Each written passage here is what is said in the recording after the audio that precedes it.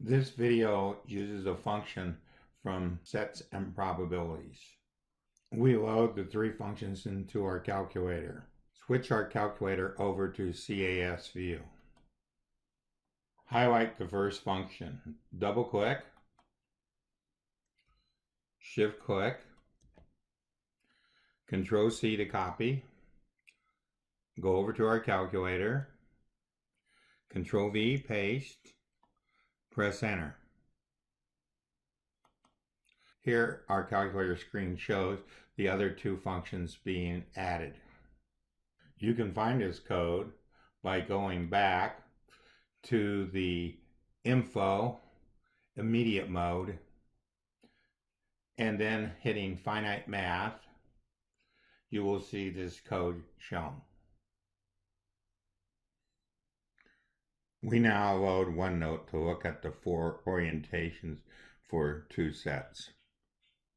We use the HP prime calculator's list function. The first situation is where the two sets are equal.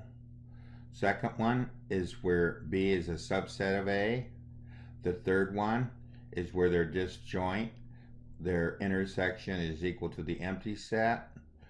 The fourth one is the one that we went over in set operations, where the intersection is not equal to the empty set.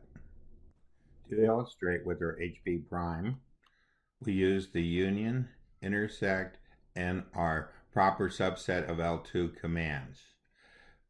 To get to these commands, we press the toolbox, list, reverse scroll, and that is how we get to the union and the intercept. To get to the proper subset of L2, we use the var key, program, and 3. We notice in our calculator screen that the union, the intersection, are the same and they are equal to A and B since they are equal.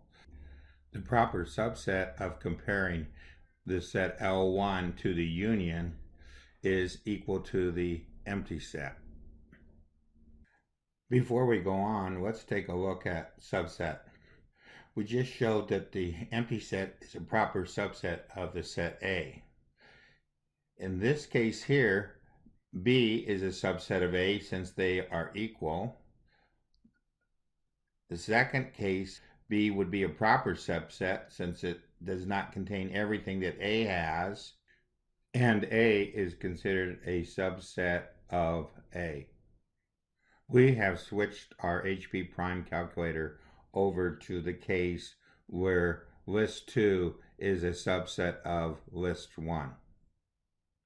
Let's take a look at what's going on in this situation. List 3 is the complement of A. In all these situations, we considered the universal set to be the natural numbers up to and including 9. We used the union command with L1, L2, and L3 to make this universal set up to 9.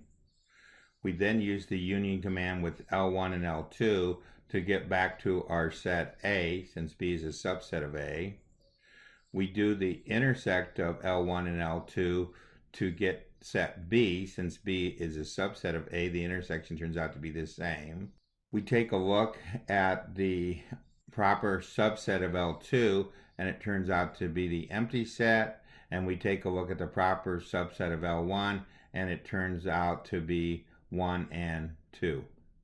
The last subset, 1 and 2, is not the original subset 3 and 4, which 3 and 4 is right here. 1 and 2 is this part that's in A that's not in B.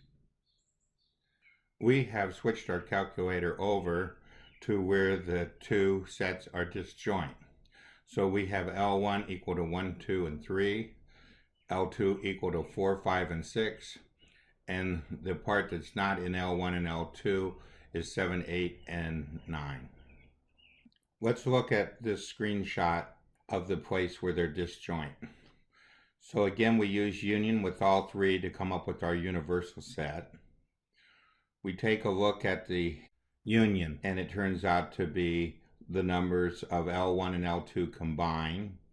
We take a look at their intersection, and it turns out to be the empty set. We take a look at comparing the proper subset of L2 with L1 with L4, and it turns out to be L2. We take a look at the proper subset of L1 with L2 to L4, and it turns out to be L1 or A. We need to note in these last two calculations, we are comparing list 1 to the union L4 and list 2 to the union L4. That's why they turn out to be a subset, because they're a subset of the union of A and B. For the last example where they overlap, we look at our calculator screen. In our calculator screen, we have L1 to be 1, 2, 3, and 4, L2 to be 3, 4, 5, and 6. The area outside L1 and L2, which is L3, is 7, 8, and 9. Putting L1, L2, and L3 together with union, we come up with our universal set. Doing our intersection, L1 and L2, we come up with 3 and 4. Doing our union of L1 and L2, we come up with 1, 2, 3, 4, 5, and 6, the two sets combined. Doing our subset of our union of L1, we come up with 5 and 6. Again, this 5 and 6 is the area here, not the subset that's inside the intersection. This ends our orientation video.